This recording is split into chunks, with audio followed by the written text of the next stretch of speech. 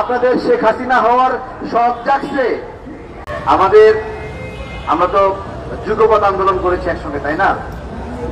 তো এই যুগপৎ আন্দোলনে যে দলগুলো লড়াই করেছি, খুব কষ্ট করলাম আমরা জুলাই গণ অভ্যুত্থানে, এবং যখন আপোষ করলো আমাদের ছাত্র ভাইরা, তখন এই যুগপৎ আন্দোলনের আমরা আগ থেকে বুঝতে পেরেছিলাম যে আপোষ করবে একটা, এবং সেই কারণে আমির খসরু ভাই সহ আমরা সবাই বসলাম যে একটা ঘটনা ঘটতে যাচ্ছে, আমাদের আন্দোলনটা বন্ধ হয়ে যাবে।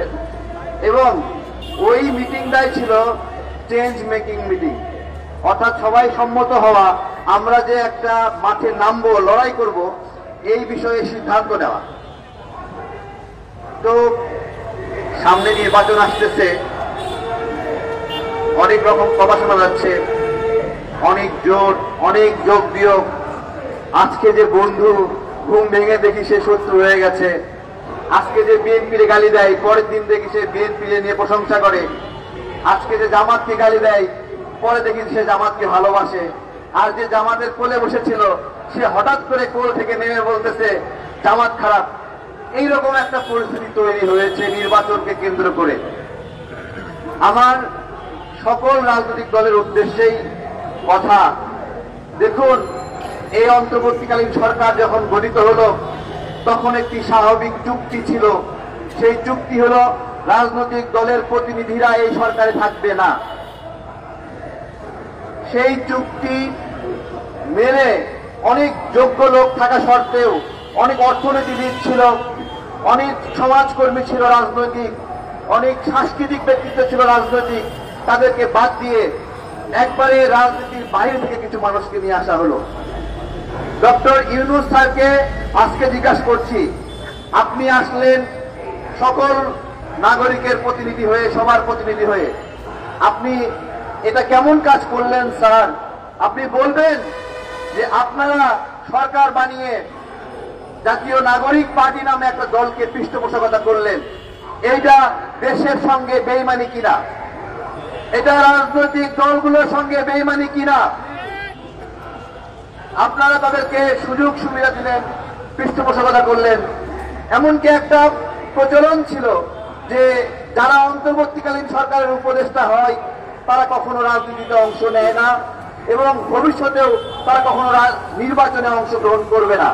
এটা একটা প্রতিষ্ঠিত একটা সামাজিক চুক্তি, রাজনৈতিক চুক্তি। কিন্তু ডক্টর ইউনূস স্যার, আপনি এটা কি করছেন? আসলে নিজেকে ইতিহাসের কালপ্রিট বানাতে যাচ্ছেন। আপনাকে জিজ্ঞাসা করছি, ইতিহাসের কালপ্রিট হতে চান? কেন এটা করছেন? যে উপদেষ্টাদেরকে নির্বাচনের সুযোগ দেওয়ার পরিস্থিতি তৈরি করছেন। এবং আমরা জানতে পেরেছি, যখন লন্ডন মিটিং হয়েছে, সেই মিটিংয়েও ডক্টর ইউনূস স্যার শর্ত দিয়েছেন, এই ছাত্র উপদেষ্টা যারা আছে বা উপদেষ্টাদের নির্বাচনে অংশগ্রহণ করতে হবে বা নির্বাচনে সুযোগ দিতে হবে। তার টার্গেট আছে যে এদেরকে যেভাবে হোক এমপি হিসেবে বের করে নিয়ে আসতে হবে। আমার কথা, কাউকে এমপি হয়ে বের করে নিয়ে আসা, এটা কি জনগণের দায় নাকি সরকারের দায়? যে নির্বাচন আয়োজন করবে, সে কি এই এজেন্ডা নিয়ে কাজ করতে পারে যে কয়েকজনকে এমপি হিসেবে বের করে নিয়ে আসবে? আজকে বিষয়গুলো আপনাদেরকে খুব সহজ মনে হচ্ছে, কিন্তু একদিন গিয়ে আপনাদেরকে মনে হবে ইতিহাসে একটা কালো অধ্যায় তৈরি করে রেখে গেছে যে অন্তর্বর্তীকালীন সরকারের উপদেষ্টারাও নির্বাচন করতে পারে। এখন সহজ মনে হচ্ছে, কিন্তু এক সময় আপনারাই মানবেন না, আপনারাই বলবেন। ওই জন্য গতকালকে মনে হচ্ছিল, আমরা তো শেখ হাসিনাকে অনেক গালি দিলাম, অনেক বকা দিলাম, যে কেন সে সরকারের থেকে সুযোগ সুবিধা নিয়ে নিজেই নির্বাচনের আয়োজক এবং নিজেই প্রতিনিধি হতে চায়, প্রার্থী হতে চায়। আমরা গালি দিয়েছি না?